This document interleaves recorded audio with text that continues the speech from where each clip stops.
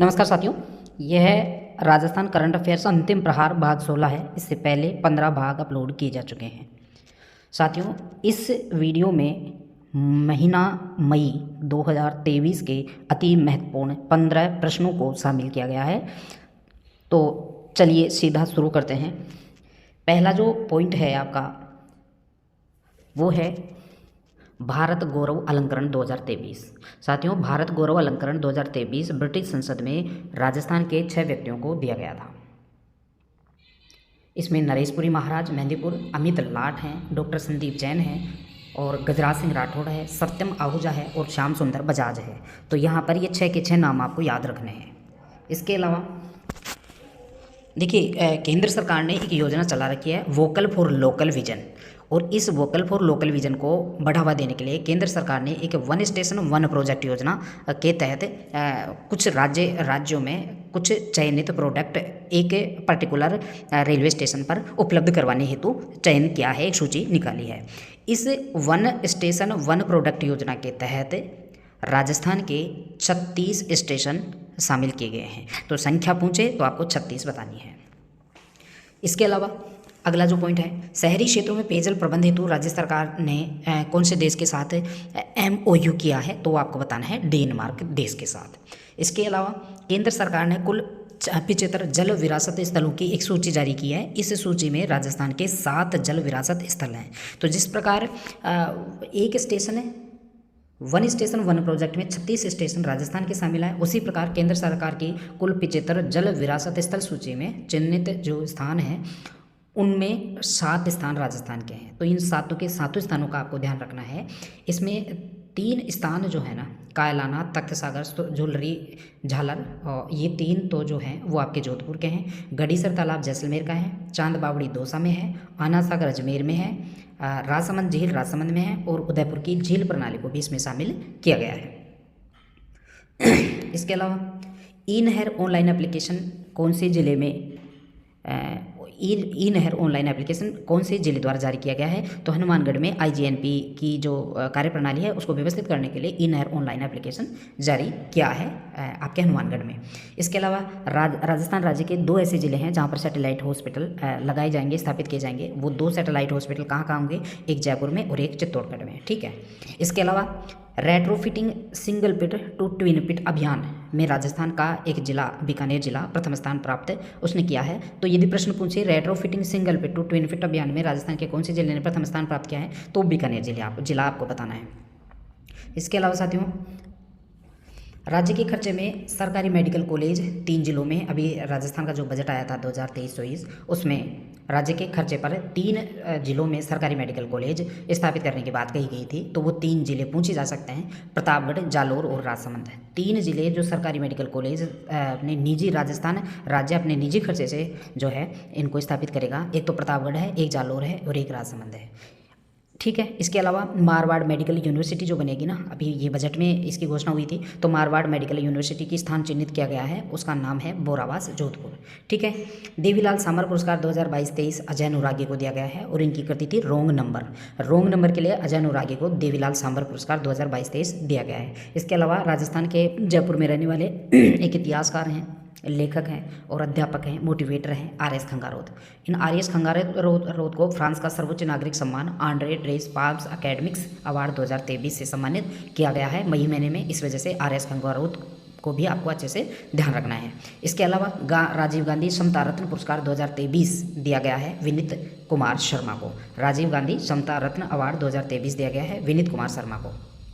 इसके अलावा हाल ही में राजस्थान के मुख्यमंत्री श्री अशोक गहलोत द्वारा भूतपूर्व मुख्यमंत्री श्री अशोक गहलोत के द्वारा राजसमंद में एक जलदेवी के स्थल को पर्यटन स्थल में तब्दील करने के लिए 10 करोड़ रुपए की राशि जारी की थी। तो वो जलदेवी का मंदिर कौन से स्थान पर है, वो सासेरा राजसमंद में है। तो जलदेवी मंदिर पूछे तो आपको बताना है सासेरा राजसमंद में। इसके अलावा राजस्थान में 5 जिलों में Rajiv Gandhi centre of advance technology स्थापना की जाएगी।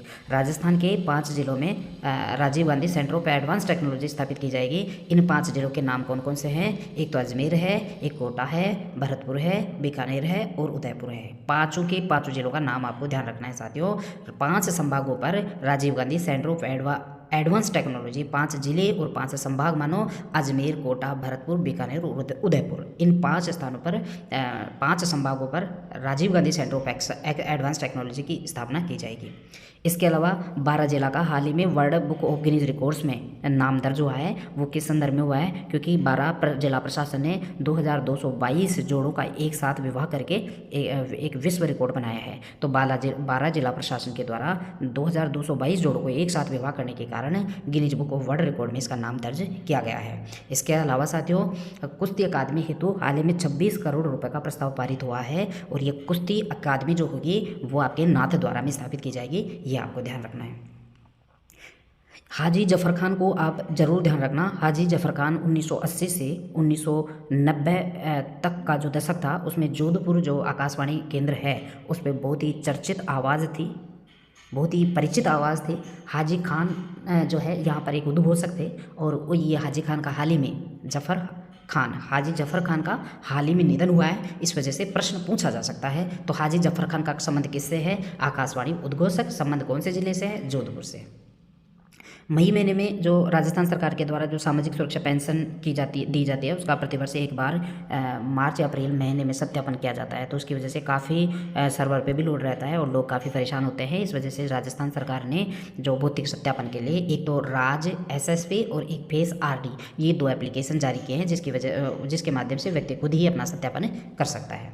इसके अलावा बाबा चौर सिंह लव कुश वाटिका के लिए भी 2 करोड़ रुपये की राशि स्वीकृत की गई है। तो बाबा लव कुश वाटिका जो है पूछा जाए तो आपको अलवर बताना है।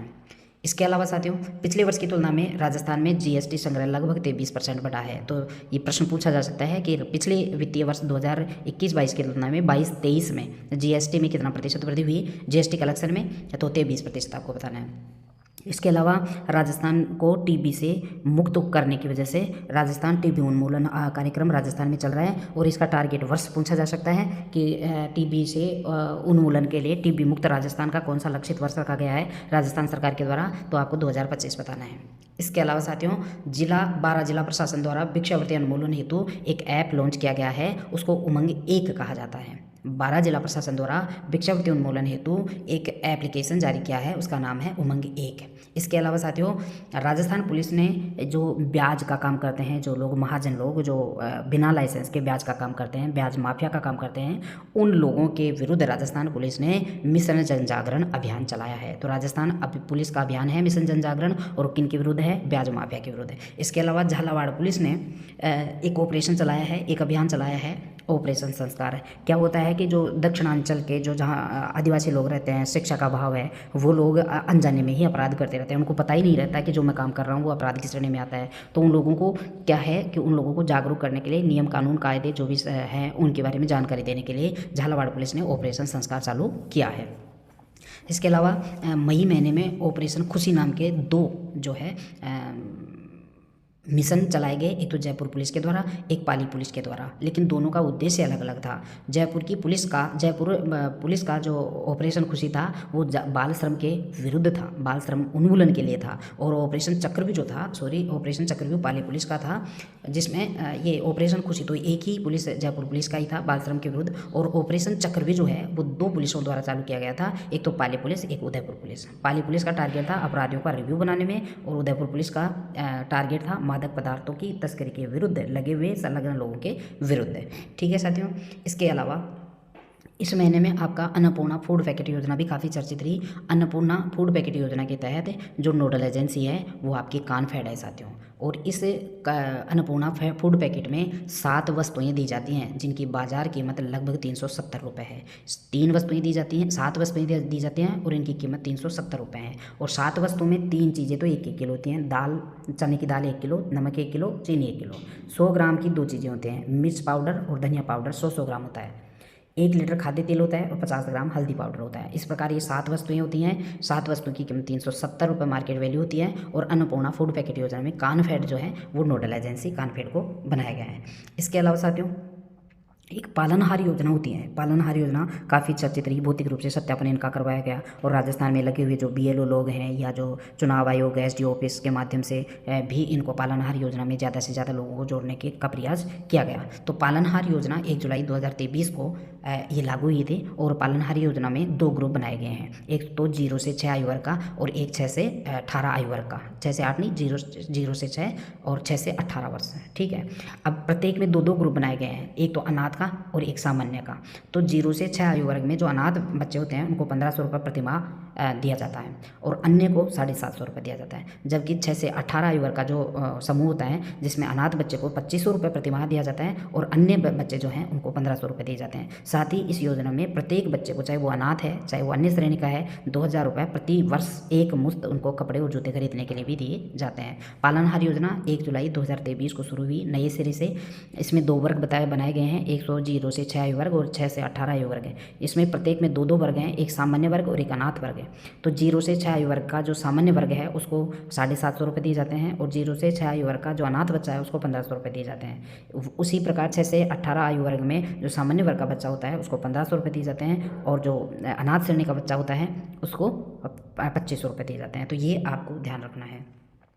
इसके अलावा साथियों, जोधपुर में राजस्थान सिविल सेवा अपील प्राधिकरण की स्थायी पीठ हाल ही में घोषित की है, खोलने का प्रस्ताव अनुमति हुई है। जबकि इस प्राधिकरण का प्रधान कार्यालय जयपुर में है जिसकी स्थापना 1 जुलाई 1976 को है। तो पूछा जा सकता है राजस्थान सिविल सेवा अपील प्राधिकरण की स्थायी बेंच निम्न में से किस जिले में स्थापित करने का प्रस्ताव पारित हुआ है, तो आपको जोधपुर बताना है।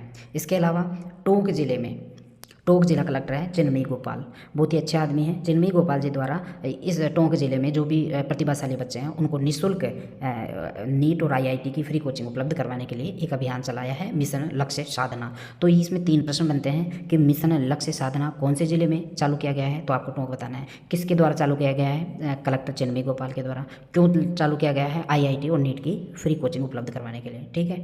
इसके अलावा SDG 4.1 में प्रथम स्थान पर जिला पूछा जा सकता है, तो SGD 4 में सीकर जिला प्रथम स्थान पर रहा था, ये आपको ध्यान रखना है। राधा रानी को आपको भूलना ही नहीं है। देवगढ़ मारवाड़ के बीच 52.8 किलोमीटर पर चलने वाली रेल बस है जो राज्य की प्रथम रेल बस है राधा रानी, तो इसको भी ध्यान रखना है। राज्य में जनता क्लिनिक का उद्घाटन श्रीगंगानगर में किया गया था अभी हाल ही में मई में आपके अशोक जी गहलोत के द्वारा। इसके साथ ही साथियों ये आपका जो 16वां भाग है उसमें ये कंप्लीट आपके कुछ पॉइंट थे जो महत्वपूर्ण मई महीने के बनते हैं। वीडियो पसंद आए तो उसको लाइक ज़रूर करें और चैनल पे पहली बार विजिट कर रहे हैं तो चैनल को सब्सक्राइब करें। धन्यवाद।